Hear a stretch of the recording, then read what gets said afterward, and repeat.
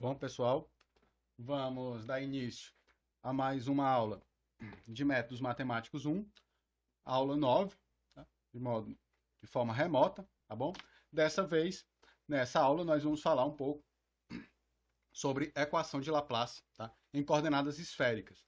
A gente, né, então já falamos um pouco sobre a equação de Laplace em coordenadas cartesianas, tá? Em coordenadas cilíndricas, tá? E agora vamos falar um pouco em coordenadas esféricas, tá? Então, a equação de Laplace é essa daqui, né? Laplaciano de um campo igual a zero. Tá? No nosso caso, esse campo, então, ele vai ser escrito em coordenadas esféricas, tá? Ele depende das coordenadas r, θ e φ, tá? Como a gente já colocou aqui, quais são essas coordenadas, né? Tá certo? São duas coordenadas angulares, uma medindo o ângulo azimutal, né? E o outro medindo o ângulo polar. Azimutal é aquele que mede ali no equador, que é o φ, tá? E o polar é aquele que mede o θ, né? Que mede em relação ao polo, tá? E a distância radial r. A equação de Laplace ela é Laplaciano de φ igual a zero. Tá? E quando a gente vai, então, lá na parte de cálculo vetorial, a gente vê que o nabla ele pode ser escrito em coordenadas esféricas, tá? Dessa forma aqui, né? Tem esses termos aqui que vêm dos fatores de forma lá, ok? Né, que é o fato da coordenadas serem curvilíneas, tá bom? E fica, então, dessa forma aqui, com derivadas segundas, né, com relação a r, derivadas segundas com relação a θ, e a derivada segunda aqui com relação a φ. Tá? Então, para a gente resolver essa equação, a gente vai utilizar o nosso método, né, que é o método da separação de variáveis. Tá? Então, a gente vai pegar uma função φ, que é a função de r, θ e φ, na verdade aqui era para ser um φ, esse φ aqui modificado, né? Tá certo? Para não confundir com o campo, tá bom? Aqui também, tá? Eu vou sempre ficar usando esse φ assim, tá? Diferente, para a coordenada e o φ dessa forma aqui para o campo, tá? Então aqui devia ser uma coordenada, tá ok? Então a gente vai substituir então por uma f de r, uma g de θ e uma h de φ, né? Essa aqui é a ideia da separação de variáveis. Quando a gente colocar então, né, nas derivadas, a derivada em r vai atuar só sobre a f, tá aqui, ó. A derivada em θ vai atuar só sobre a g e a derivada em φ vai atuar só sobre h. Tá? Aqui eu dividi tudo também de novo por f vezes g vezes h. Então por isso que ficou 1 sobre f aqui, 1 sobre g aqui e 1 sobre h aqui. Tá? Então, agora o próximo passo é identificar as constantes, né? Tá? Ora, esse termo aqui, tá? Toda dependência em φ está nele, ó. Nenhum outro lugar depende de φ. Tá? Esse primeiro, a F só depende de R, a G só depende de θ, tá? Então, a única dependência em φ está aqui. Então, isso aqui tem que ser uma constante, tá? K1. A mesma coisa a gente pode identificar em relação a R, né? Tá? Ora, a única dependência em R aqui é esse primeiro termo. Ah, eu também multipliquei toda a equação por R2, tá? Para eliminar esses termos aqui, ó. Tá? Então, o único termo que depende de R, tá, é esse daqui, ó. Nem esse depende de R, tá? Então, ficou aqui. Isso aqui também tem que ser igual a uma constante K2. Então, de novo, a gente introduz duas constantes, né, para separar as equações. Então, dessa forma, a gente vai ter três EDOs diferentes, né, separar, independentes, tá? A EDO para o H, tá, de φ, a EDO do F de R, tá? E a EDO do G de θ, tá bom? É só substituir aqui, né? Aqui a gente já tinha, né? D2H dφ2 igual a 1 sobre igual a H vezes K1, tá aqui. Tá? Esse segundo termo aqui, né? Eu só abri o termo de derivada, tá bom? Aqui, ó. Botei essa derivada, atuei essa derivada aqui, tá? Usando a regra do produto, né? Tá? Ficou dessa forma. E essa terceira aqui foi só substituir os valores K1 e K2, tá? Aqui, ó. K2 e aqui ficou um K1 sobre seno de θ, seno quadrado de θ, tá? De novo, da mesma forma que a gente fez no sistema de coordenadas cilíndricos, né? A gente precisou, então, de duas constantes para separar as equações, né? Então, a gente tinha uma EDP e, através da introdução dessas duas constantes, a gente conseguiu dividir ela em 3 EDOs, tá certo? Então, eu vou começar com umas soluções mais simples, tá? A solução dessa primeira equação aqui é solução do tipo exponencial, tá? Então, a H vai dar aquele tipo de solução exponencial se a K for diferente de zero e linear, né, se o K1 for igual a zero, tá? E essa segunda, f de R, tá? Ela vai dar uma solução polinomial, né? Como é que eu vejo que vai dar uma solução polinomial? Ora, porque eu tenho R2 junto com a derivada segunda, eu tenho R junto com a derivada primeira, e eu tenho uma constante junto com a função, tá? Sempre que isso acontecer, a ordem, a potência do R aqui for igual à potência da derivada, né? A ordem da derivada, então a gente vai ser sempre uma solução polinomial. Então você vai substituir, né, por R elevado a um expoente a determinar, vai chegar numa equaçãozinha de Bhaskara, tá? E vai chegar então nesse resultado, tá bom? Tá aqui até o determinante, tá, da equação de Bhaskara, aquele pedaço aqui na frente, tá bom? Esse resultado, ele é válido quando o K2 também é zero, não tem problema, tá bom? Bom, então essas são as duas soluções, tanto a parte de F de R quanto a parte de H de φ, tá?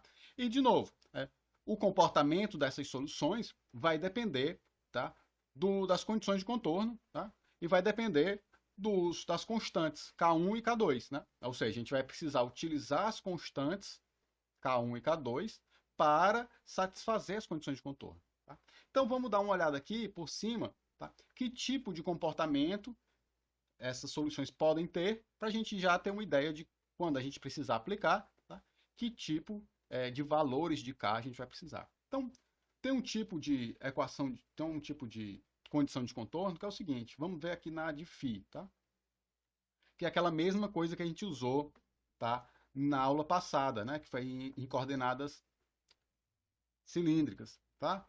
Ora, a questão da periodicidade, tá, nas soluções angulares, tá certo?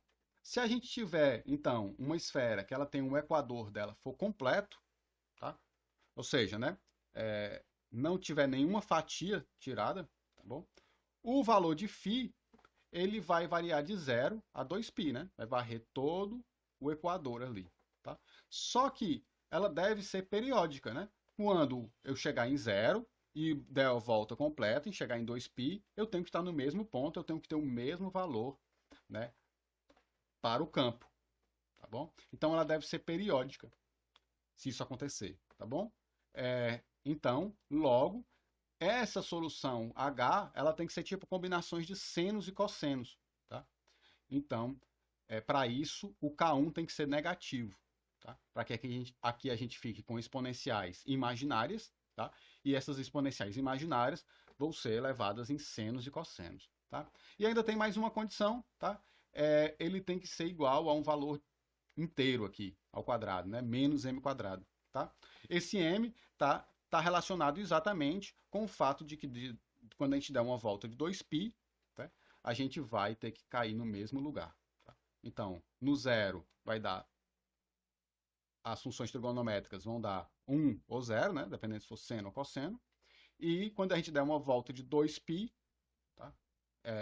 Bom, aí pode ser 2π, mas pode ser 4π, pode ser 6π, então por isso causa desse m aqui, tá bom? É a mesma ideia do que a gente tinha feito no sistema de coordenadas cilíndricos, tá bom?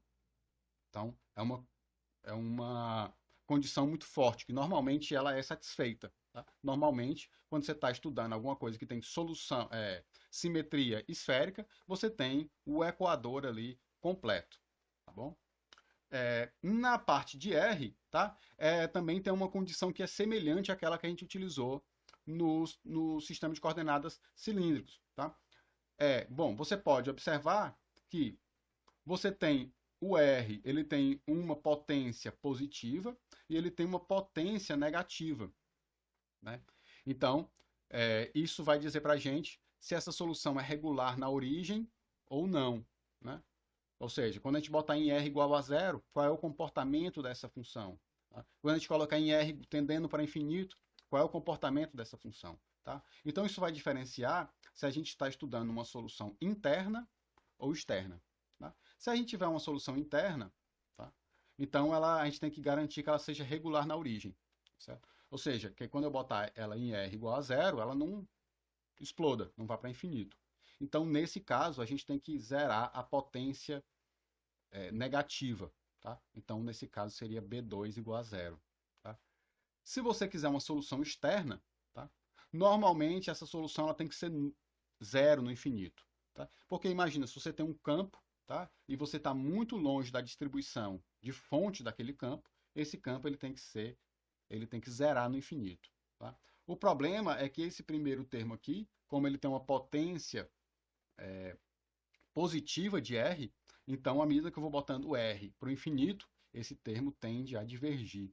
Então, no caso de soluções externas, a gente precisa fazer B1 igual a zero. Tá bom? Então aqui foram duas condições meio genéricas, tá? Mas para a gente ter uma ideia de que tipo de condição e de solução a gente vai ter, tá bom? Então essas aqui são duas que aparecem bastante, certo? Se você tem um equador completo, então você vai precisar ter periodicidade.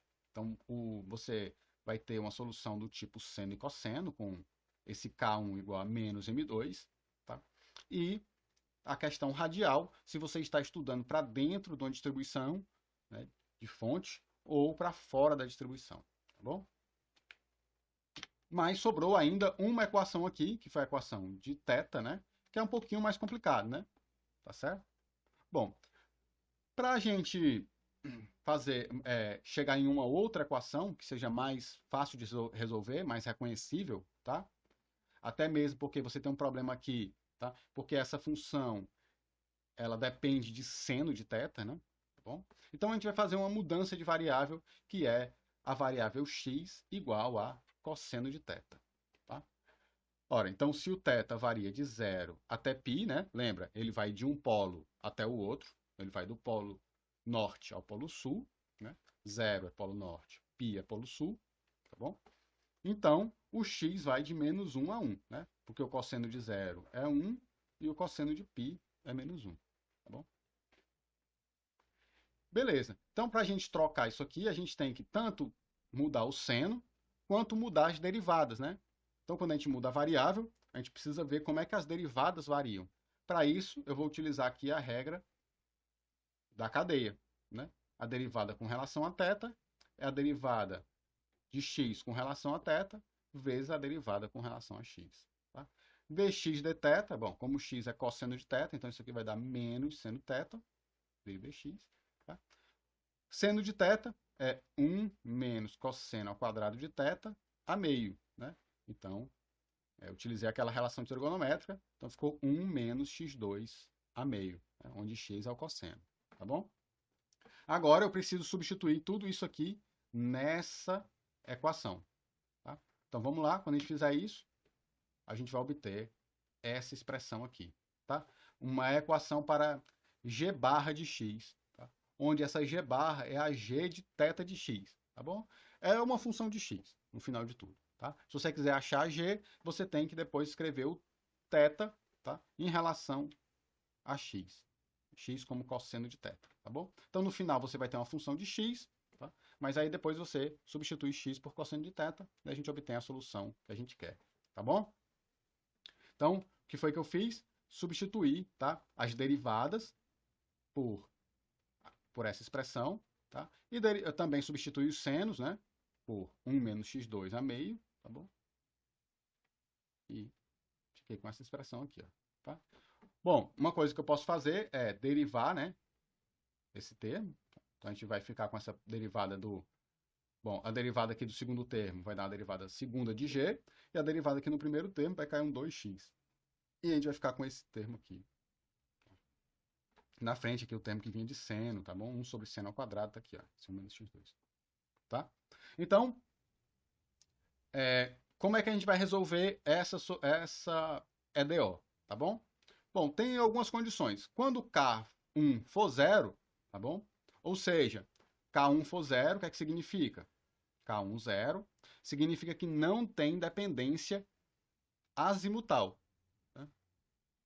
Não tem dependência ali na sua latitude. Em qualquer latitude que você tiver, né, você vai ver a mesma coisa, tá bom? Né? Porque não pode ter dependência em φ, tá bom? Se K1 for zero, né, você não tem dependência em φ. Tá? Então, se você tiver K1 igual a zero, tá? Essa equação, sem esse termo aqui, ela vai ser uma equação de Legendre. Como é que você resolve? O método de Frobenius. Tá? A gente resolveu isso na aula 3, tá certo? Eu vou deixar a aula aqui fixada, se você não lembrar, tá bom? A gente resolveu exatamente essa equação na aula 3, tá bom? Via método de Frobenius, vai dar aquela série lá. E tinha uma questão que a gente discutiu naquela aula, tá? Para a gente ter uma solução convergente nas extremidades, né? Ou seja, quando x é igual a 1 ou quando x é igual a menos 1, a gente precisa que essa constante K2 ela seja do tipo menos L, L mais 1, né? Tá bom? E aí, quando a gente tiver isso, a gente vai ter como solução dessa equação os polinômios de Legendre, tá? De ordem L. Então, o nosso G, tá? Vai ser o PL de x. Tá? Lembra, esses polinômios estão listados lá, a gente fez também na aula 3, calculamos algum desses polinômios, tá bom? Comentamos um pouco sobre eles, tá? Esse K2 ele precisa ter essa relação, né, para que a série que vai gerar, né, a série de Fourier, a série de Frobenius, minto, tá, elas dê um valor finito nas extremidades, quando x igual a 1, igual a x igual a menos 1, né, porque a gente precisa ter, as soluções precisam estar bem definidas, né, nos polos, tá bom? Que é onde θ igual a 0 e θ igual a π, né, tá bom? Então, uma dessas soluções são seus polinômios de Legendre. E quando K1 não for zero, for igual a menos M2, tá? Ou seja, quando a gente tiver dependência azimutal, quando a gente tiver dependência em φ, bom, a gente vai ter uma outra equação, né? Essa equação aqui só substituindo K1 por menos M2, e essa equação é chamada de equação associada de Legendre. Tá? O método para você resolver ele é usar a solução do tipo Frobenius, tá? Dessa forma aqui, ó. Você vai achar então os CNs, tá? Daquele mesmo processo que a gente fez para o Frobenius, né? Substitui essa série aqui, deriva a primeira vez, deriva a segunda vez, substitui na equação e vai achando as relações de recorrência, tá bom? Essas vão ser então as funções associadas de Legendre. Tá? De novo, a solução ela só converge se você tiver aquela mesma condição em K. Tá? Ele tem que ser menos L, L mais 1, tá? E tem uma outra condição. Esse L ele tem que ser sempre maior ou igual que M. Tá? A solução desse aqui são as funções associadas de Legendre, tá? Que são esses P's, L e M's. Tá? Ele tem a dependência em L e tem a dependência em M também, já que a gente tem aqui o M. Ó, tá bom? Claro, a equação associada de Legendre tem como solução as funções associadas de Legendre. Tá? Então, são esses carinhas aqui. Eles têm uma série de propriedades, tá? De identidades que você pode encontrar aí nas tabelas e nos livros de funções especiais, tá certo? Eu não vou entrar muito em detalhes sobre ela, apesar de ser bastante importante, tá? Em física, quando você tem problemas com dependência azimutal, tá bom? Bom, com o produto dessas soluções angulares, tá? A gente pode construir as funções que são chamadas de harmônicos esféricos. Os harmônicos esféricos, a menos de uma constante, tá? Ele é o produto da H com a G. Tá? Então, ele é aqueles produtos de seno e cosseno, tá? Vezes as funções associadas de Legendre. Tá bom? Então, ele depende tanto de θ quanto de φ, né? E tem entradas L e M. Tá bom? Bom, eu não vou me estender muito, tá, sobre isso, porque são contas que exigem muito mais tempo, tá? Do que a gente tem na disciplina, certo? Não é só agora, né, nesse momento de pandemia, né, de aulas remotas, mas normalmente a disciplina ela já é muito, tem muito conteúdo para ser abordado e realmente não dá tempo de a gente ver e provar todas as propriedades, tá, dessas funções. Tá? Mas se você já tiver visto, né, ou lembrar, né, da química até, né, ou da química, exatamente, do ensino médio, tá? Você já pode reconhecer, tá, esses nomes, essas letras L e M, tá? Como associados a alguma coisa com simetria esférica. Tá? O que é que a gente tem lá? Tá? O problema dos átomos. Por exemplo, o átomo de hidrogênio. Tá? Os átomos, eles estão presos, né? Os elétrons estão presos ao próton, né? Os nêutrons que estão ali no núcleo, através a força elétrica, né? Como o núcleo é esférico, então esse problema ele tem uma simetria esférica. Então você vai ter que resolver uma equação, tá, com simetria esférica. Nessa equação vai ter um Laplaciano. Quando você escrever esse Laplaciano em coordenadas esféricas, você vai ter como solução os harmônicos esféricos. Tá? Os harmônicos esféricos estão associados aos números quânticos principais. Né? Nós temos o n, que vai estar associado com a solução radial, nesse caso, que a equação não é exatamente essa. Tá? Mas a gente vai ter o L e o M como momento angular e momento angular na direção z. Tá certo? Então, esses caras aí vão ser muito úteis quando você for estudar quântica, né? Estudar o átomo de hidrogênio lá em quântica. Lá na quântica você vai ter uma equação diferencial parcial, a equação de Schrödinger, certo? Você vai ter que colocar um potencial esfericamente simétrico e tentar resolver ela. Quando você resolver, você vai ver que você vai ter os harmônicos esféricos como soluções